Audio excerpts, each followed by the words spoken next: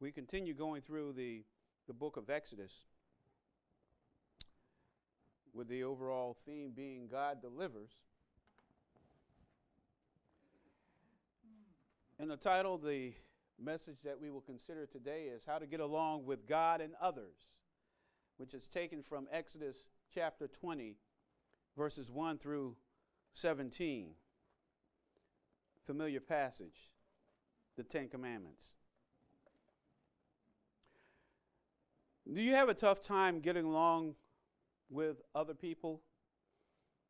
Would people say you're kind of like a porcupine? Just a little too difficult to get close to. Do you struggle in your relationship with God? Relationships, my friends, are governed by rules. They may be expressed or they may be assumed, but there's still rules there. For instance, someone may say to their boyfriend or girlfriend that if the other ever cheats on them, it's all over. However, in a friendship, it may not be stated so plainly. It may be assumed that in a friendship, honesty is important. Some might establish the ground rule that they will never lend money to a friend because that often results in the termination of that friendship. We come in our study of the book of Exodus to chapter 20, the Ten Commandments. But these are more than 10 commands that we are unable to keep in our own strength. They are not just to show us that we are sinners, even though it does that very clearly. They were given also to show us how to have a right relationship with God and a right relationship with other people. If we obey the Ten Commandments, we will be able to get along with God and with others. Today we will take an overview of the Ten Commandments. In future messages, we will consider each commandment individually. Moses received the 10 Commandments on 2 tablets of stone. Somebody cut the lights off, please. Well, you won't be able to see this.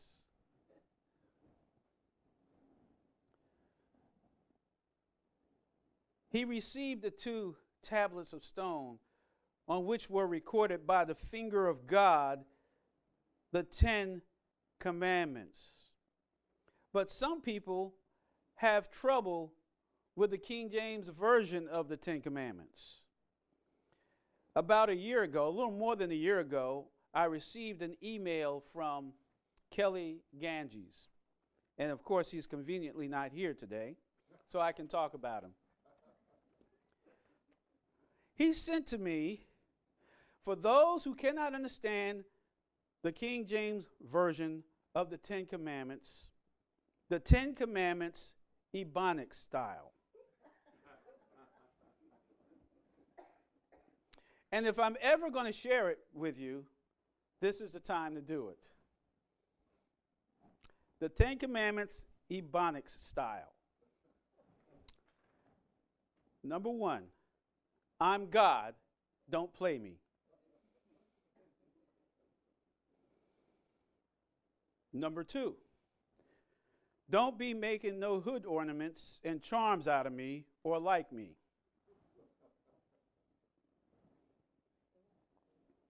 Number 3, don't be calling me for no reason.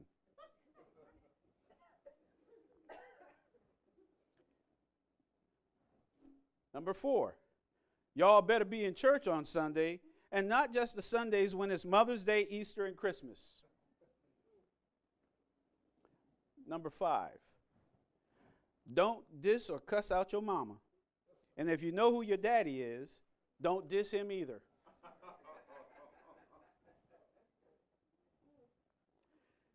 Number 6, don't be going on no drive-bys.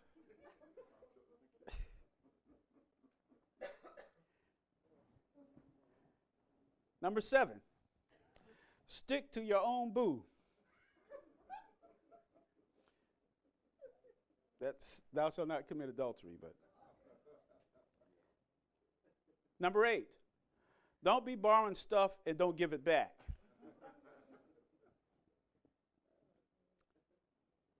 Number 9, don't be snitching on the other man to save your behind.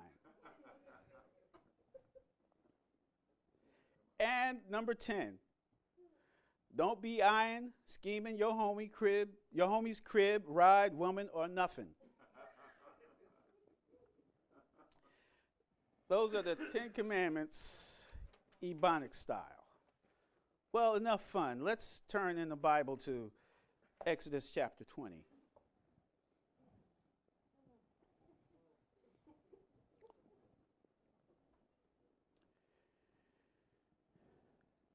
I want to read the words to you so that you get the real deal. Not that that wasn't. I'm sure some people understood what was just communicated. But for the rest of you, beginning at verse 1, and God spoke all these words, saying, I am the Lord your God, who brought you out of the land of Egypt, out of the house of bondage. You shall have no other gods before me.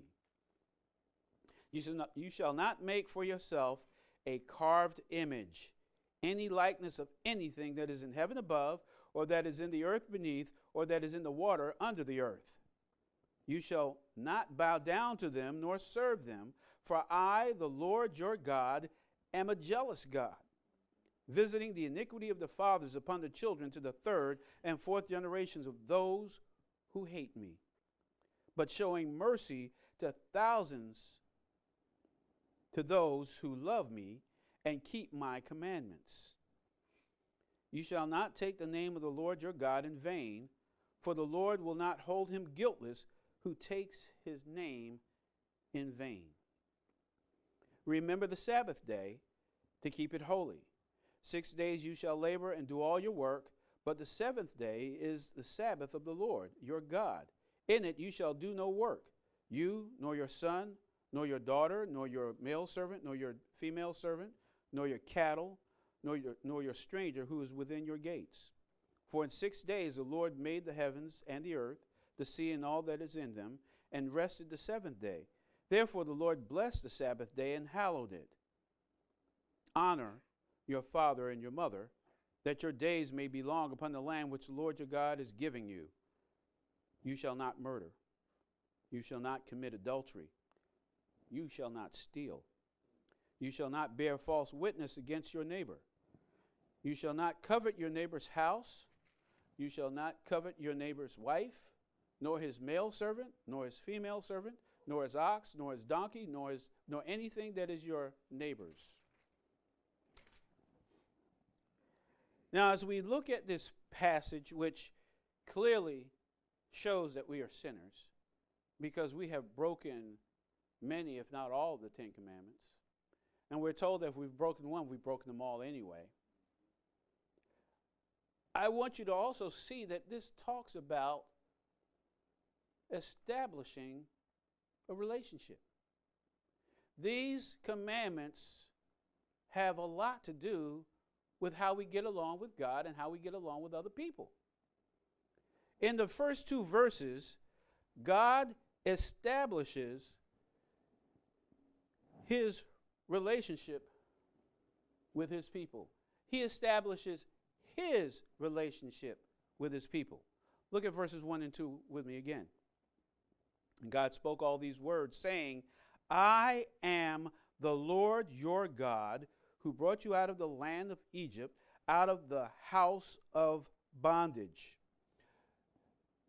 We're first told that God is saying, I am the Lord, or I am Yahweh, I am Jehovah.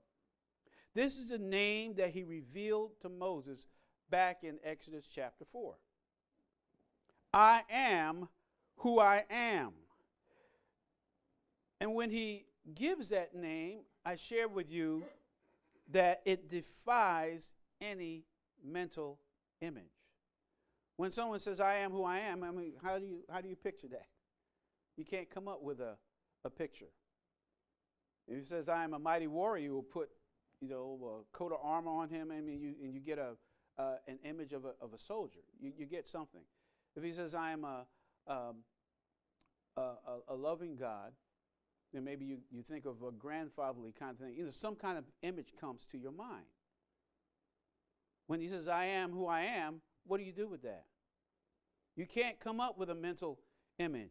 And what he's saying is, this is his forever name, his memorial name, because he always was, he is, and he always will be. This is a name that is at the root of all that he is. You remember in the New Testament, Jesus had the I am statements in the Gospel of John. I am the resurrection and the life. I am the good shepherd. Before Abraham was, I am. And all that was a reflection on this name, Yahweh, Jehovah, the Lord.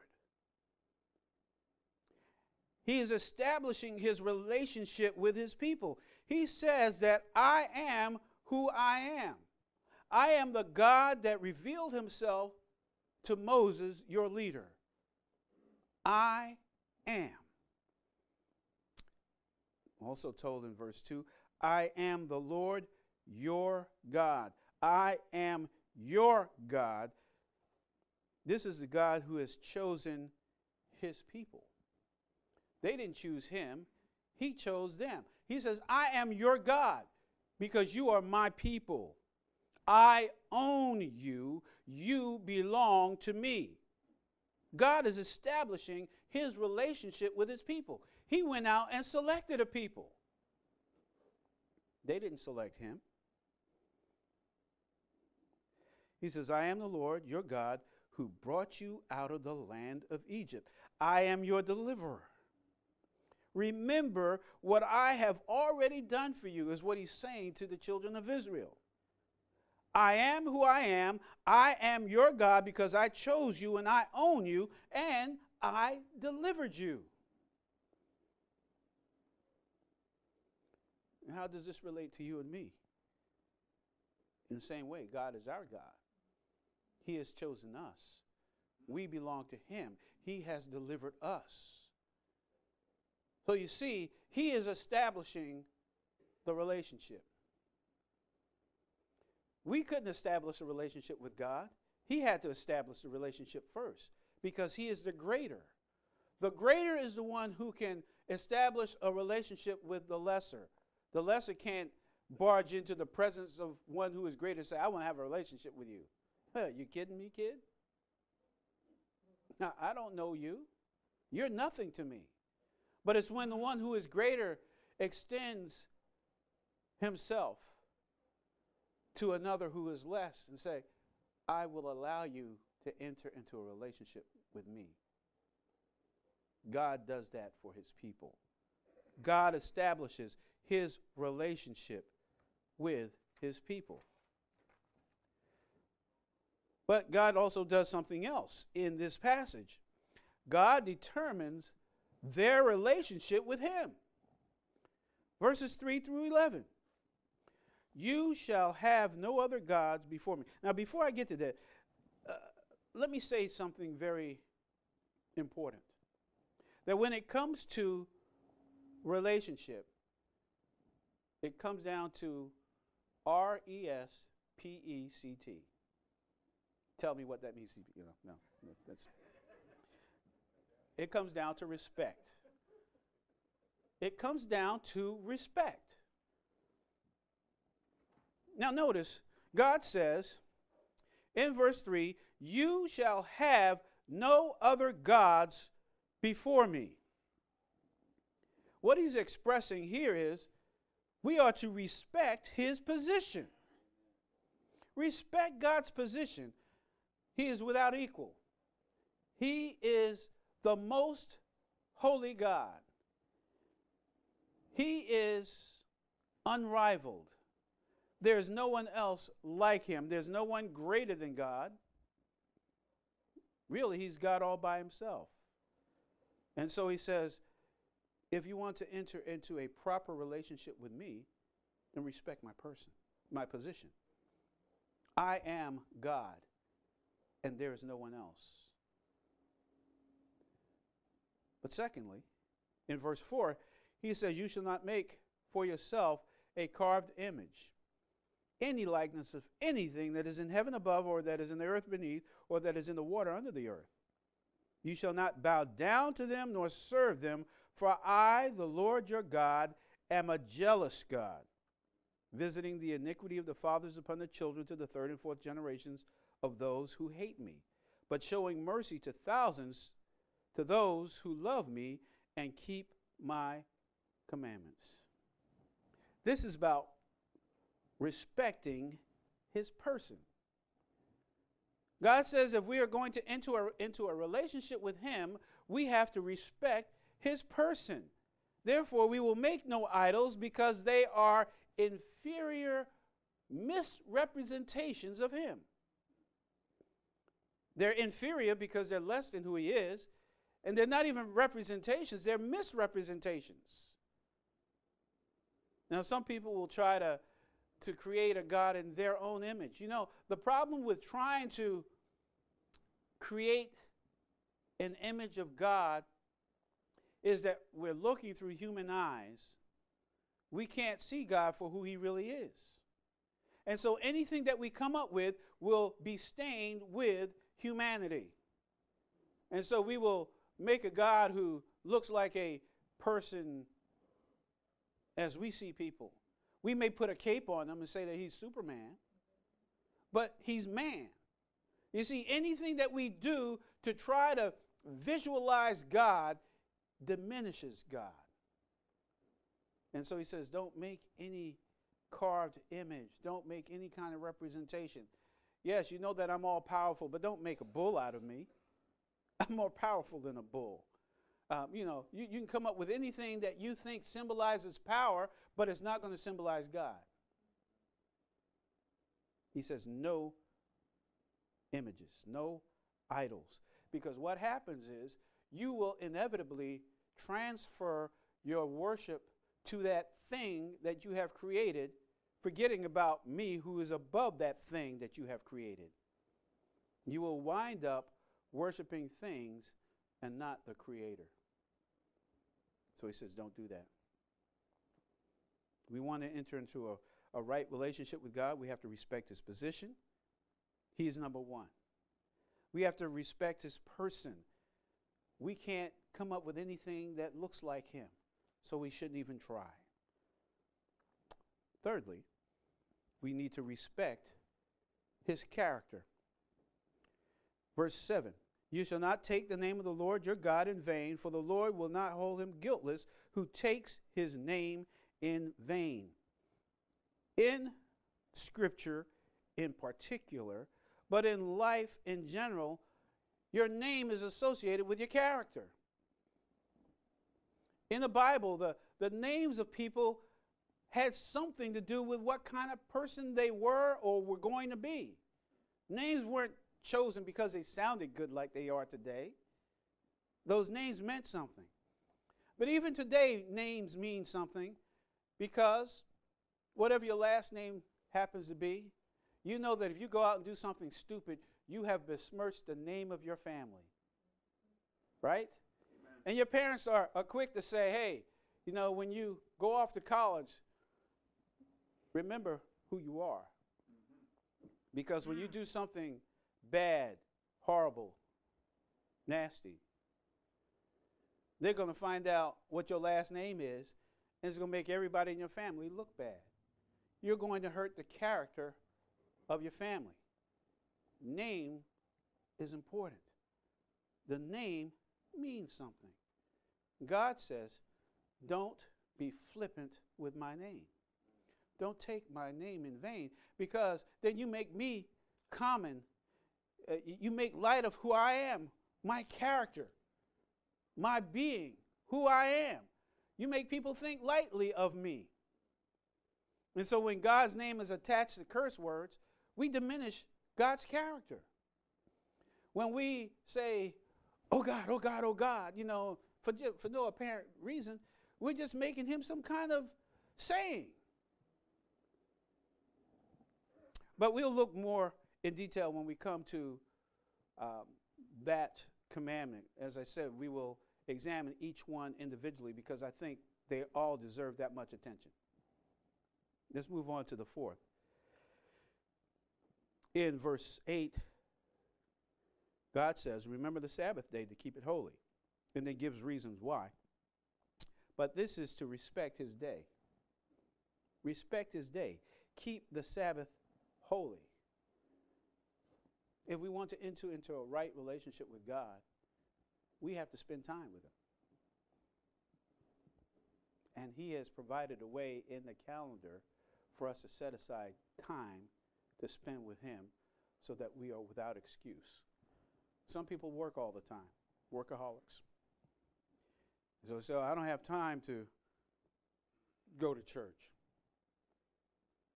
God says, you need to respect my day. You need to set aside time to spend with me. You can't work all the time. You need time to be with me. If you want to enter into a relationship with someone, you got to spend time together. You can't. I know some people try to have long-distance relationships, but you got to spend time. You have to spend time with each other, some kind of time, whether it's face-to-face or on a telephone or texting, whatever it takes. You got to have some time together. Now, if we're going to have a relationship with God, we got to spend time with him. Not just those emergency situations, Lord, save me. Lord, help me out of this jam. And, I won't bother you until I need you again. That's not a relationship. That's you trying to use somebody. We have to spend time with him. And so we have to respect his day. And I say to you, keeping the first 4 commandments will enable us to get along well with God. We want to get along well with him?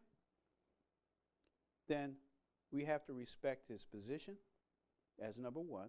Respect his person, that all idols are inferior to him. Respect his character, take his name seriously. Respect his day. Be willing to spend time with him. We do those things, we will be able to get along well with him. But then God outlines their relationship to each other. Look at verse 12. Honor your father and your mother, that your days may be long upon the land which the Lord your God is giving you. If I were to test you on this commandment and ask you what the 5th commandment was, if you were able to do that, more than likely you would quote it this way: honor your mother and your father. But what does it say here? Honor your father and your mother. Why do I point that out? Just to show you how far we've fallen in our society. And a lot of it has to do with what fathers do. They've lost respect of their families. But when I've heard people quote this, it's honor your mother and your father. For most people, it's easier to honor their mother than it is to honor their father. For many, they don't even know who their fathers are, or their father's not around, or so on and so forth. But it's so instructive that it begins with honor your father and your mother. But this speaks about respecting authority. When you honor your parents, you are respecting their authority as your parents. But it teaches you how to respect all authority in your life. I dare say to you that if you struggle with honoring your earthly father, it will be difficult for you to honor your heavenly Father to the degree that he deserves. If you have trouble with those who are in authority over you in your life, it will be symptomatic that you will have trouble with God's authority over you. So this is very significant. And this speaks to our pride issues. Maybe we don't like the way that we were treated by our parents, and in particular, maybe our fathers. And you may say, I don't want to ever be like him, and I'll never trust a man who has authority over me. I will always be trying to figure out a way to get out from under it or to challenge that authority. That spills into your relationship with God. It is an issue that must be dealt with. For you see, if we are to get along here on earth with those around us, we have to learn to respect authority. I'm not saying that you give blind allegiance to authority, but you learn to respect authority. Certainly we will look at that in more detail when we take on the fifth commandment by itself. Verse 13 says, you shall not murder, or thou shalt not kill. And that speaks to respect life. One of the things that we see happening in our society today here in the United States with gang activity is the devaluing of life. But we can go on with abortion and other things. We see that life is being devalued. We're called on to respect life. And so often, a disrespect of life comes from wrath, anger out of control. We call murders of passion. If someone's just overcome with rage that they kill someone that they love or someone that they know fairly well. But a disrespect of life also comes from greed, where those who want more and more and more will sometimes see you as inconvenient and want to get you out of the way. It's all about greed. These are things that we have to deal with today. If we are going to be in a right relationship with other people, we have to respect those who are in authority over us, and we have to respect life. You don't respect life, you can't have a good or proper relationship with other people.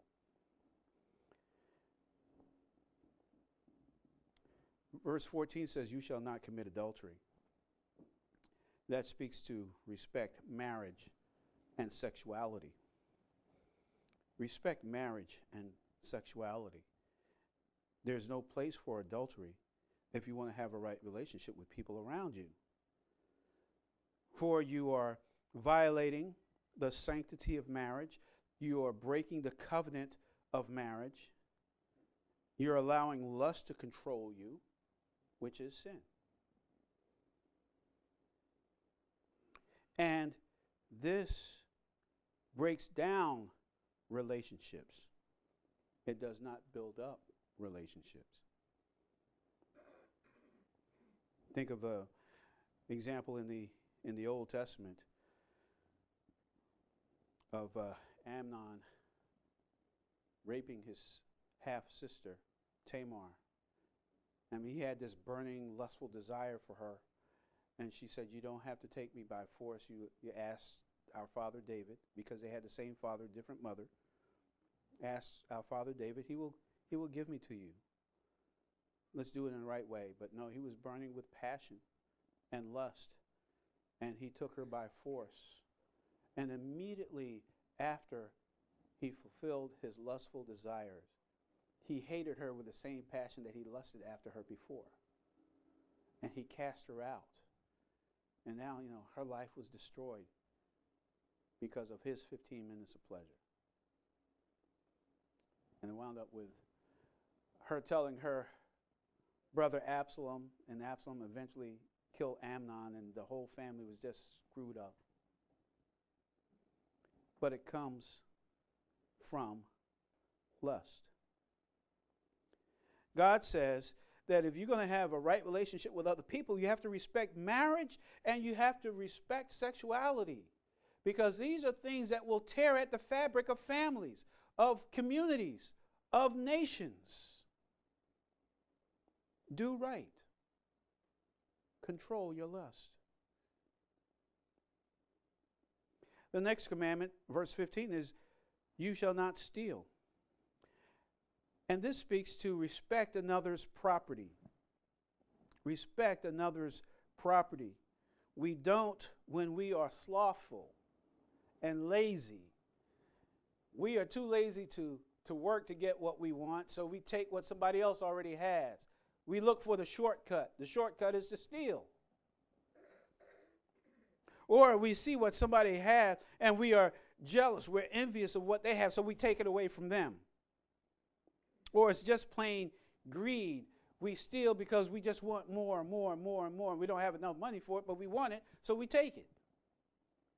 You see how we are pushed by these deadly sins that we looked at back in 2007. And how they show up here in these commandments. We are to respect another's property. If I know that you don't respect my property, I don't want to have a relationship with you. Because I'm always leery of you. I'm not going to invite you over to my house because you might steal everything that's not nailed down. Now, some of us have relatives like that. Amen? And you don't invite them over to your house. I mean, let's be honest about it. Or you have some friend who might be a crackhead, and you know you love the person, but you'll never let him into your house. Because you know he'll try to walk up with everything he can sell out in the street. It's hard to be in a relationship with someone who does not respect your property.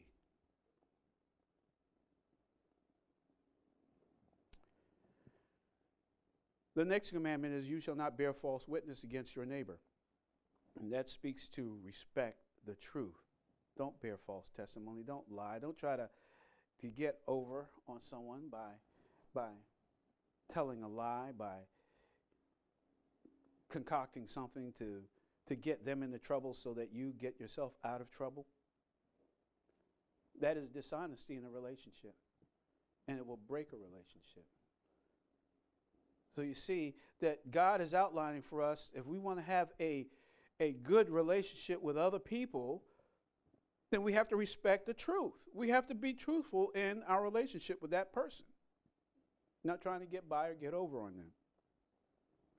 And finally, verse 17, you shall not covet that which belongs to your neighbor. And this speaks to respecting another's blessings. God may have blessed them with the things that they have and you don't. But don't covet, don't become jealous, don't be envious of what they have, because that's going to cause a wall to form between you and them. Because secretly you'll be saying, you may smile at them when you're around them, but you say, how come they have a better car than I do? How come they live in a better house than I do? You know, and there's a wall between you and them. It does not foster a good relationship. Now, it may be all in your mind, but it's going to affect the way that you relate to that person. God is saying, I'm giving to you an outline of how you can have a good relationship with other people.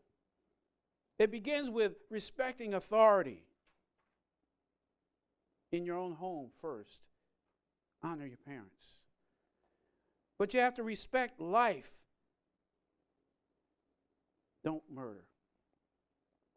Respect marriage and sexuality. Don't commit adultery. Respect another's property. Don't steal.